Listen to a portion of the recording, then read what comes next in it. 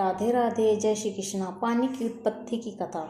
सत्याभामा बोली, आप सभी काल में व्यापक और सभी काल आपके आगे समान है। फिर यह कार्तिक मास ही सब पापों में श्रेष्ठ क्यों है, तथा तिथियों में एकादशी और मासों में कार्तिक मास ही क्यों बतलाए गए हैं। श्री भगवान श्री कृष्ण बोले, हे प्रिय, तुमने मुझसे बहुत अच्छी बात पूछी है। सुनो, मैं तुमको इसका कारण बतलाता हूँ, ध्यान से सुनो।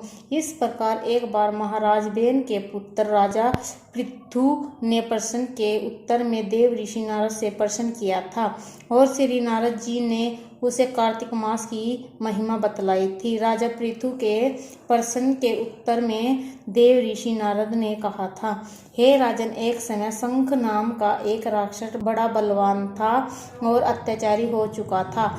उसने अपने अत्याचारों से तीनों लोगों को हिला दिया था, और शंखचूर ने स्वर्ग में रहने वाले देवताओं को भी जीत कर आदि 10 लोकपालों के अधिकारों को छीन लिया। उससे डर कर सभी देवताएं सुमेरु पर्वत की गुफाओं में कुटुंबियों के साथ बहुत दिनों तक छिपे रहे थे। वे सुमेरु पर्वत की गुफा में निश्चित होकर रहने लगा। उधर जब शंख को पता चला कि देवता आनंद से सुमेरु पर्वत पर रहने लगे हैं, तो उसने सोचा कि ऐसी कोई दिव्य शक्ति जरूर है जिसके कारण अपना अधिकार जानने पर भी देवता बलवान होते हैं। यह सोचते सोचते वह इस परिणाम पर पहुंचा कि वह सब वेद मंत्रों के बल से ही बलवान हो रहे हैं।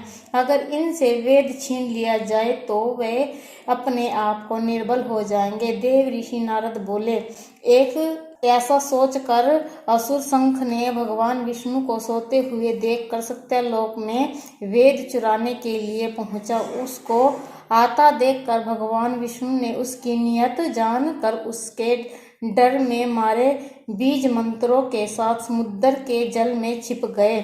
शंख भी वेद मंत्रों तथा बीज मंत्रों को ढूंढता हुआ समुद्र में प्रविष्ट हो गया, लेकिन न तो उसको वेद मंत्र मिले और न ही बीज मंत्र ही। जब शंख समुद्र से निराश होकर वापस लौटा तो उस समय श्री ब्रह्मण जी पूजा की सामग्री लेकर सब देवताओं के साथ भगवान विष्णु की शरण में पहुँचे और भगवान को गहरी नींद से जगाने के लिए गाने बजाने लगे और धूप गंध आदि से बार बार उसका पूजन करने लगे। धूप दीप नैवेद्य आदि अर्पण करने पर भगवान की निद्रा भंग हुई और वह देवताओं के सहित श्री ब्रह्मा जी को अपनी पूजा करते देख बहुत प्रसन्न हुए और उनसे कहने लगे, मैं आप लोगों के कीर्तन जाप से अति प्रसन्न हूँ। आप अपना अभिष्ट वर मांगे, मैं अवश्य प्रदान करूँगा। जो मनुष्य अश्विन शुक्ल पक्ष की एकादशी से देवोत्थानी एकादशी तक ब्रह्म मुहूर्त में उठकर मेरी आराधना करेंगे, वह तुम्हारी तरह मैं उस पर प्रसन्न होने के कारण सुख को प्राप्त करेंगे। यह जो पार्थ आर्चमन और जल आदि सामग्री आप लोग मेरे लिए लाए हैं, वह अत्यंत गुणवाणी होकर आपका कल्याण करेगी। शंख जो वेद चुरा कर ले गया है सब समुद्र में ही हैं। मैं उस शंखचूर को मार कर ले आता हूँ। आज से मंत्र बीज और वेदों के साथ चारों वेद प्रति वर्ष कार्तिक मास में जल में विश्राम किया करेंगे। अब मैं मत्स्य का रूप धारण करके समुद्र में जाता हूँ और आप लोग भी ऋषि महर्षियों को साथ लेकर मेरे साथ चले। जो कार्तिक मास में पहर रात्रि पहले स्नान करते हैं वे निश्चय ही अक्षय फल को पाते हैं। वह हे देवेंद्र, जो कार्तिक मास में व्रत करते हैं उन्हें सब प्रकार से धन पुत्र पुत्री आदि से रहना है।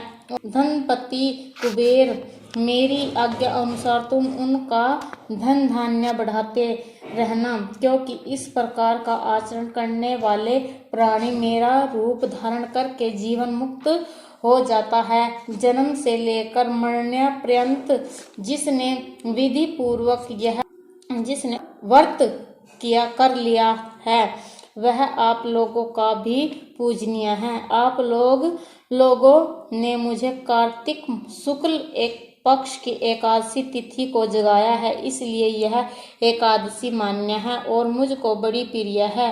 हे देवताओं, यह दोनों व्रत नियम पूर्वक करने से प्राणी मेरे समीप पहुँचते हैं। इन व्रतों के करने से जो फल मिलता है वह अन्य व्रतों से नहीं मिलता। इसलिए हर मनुष्य को सुखी और निरोगी रहने के लिए कार्तिक महत्व और एकादशी कथा सुनते हुए उपयुक्त नियमों का पालन करना चाहिए। बोलो राधे राधे।